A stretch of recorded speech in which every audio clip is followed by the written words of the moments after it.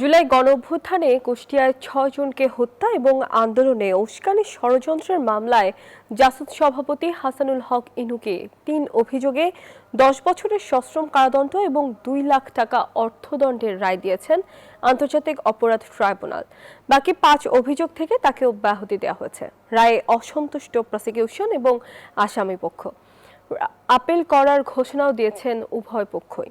জুলাই আন্দোলন দমনে শেখ হাসিনাকে কারফিউ জারি, মারণাস্ত্র ব্যবহার সহ বিভিন্ন উস্কানি দিয়েছিলেন জাসদ সভাপতি হাসানুল হক ইনু। প্রসিকিউশনের অভিযোগ, আন্দোলনকারীদের সন্ত্রাসী জঙ্গি আখ্যা দিয়ে সহিংসতাকে উস্কে দেন ইনু।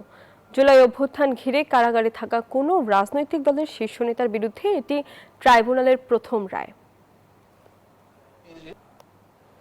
আজকে আসামি হাসানুল হক ইনুর বিরুদ্ধে যে মামলাটি ছিল সেটি ট্রাইব্যুনাল ২ থেকে জাজমেন্ট হয়েছে।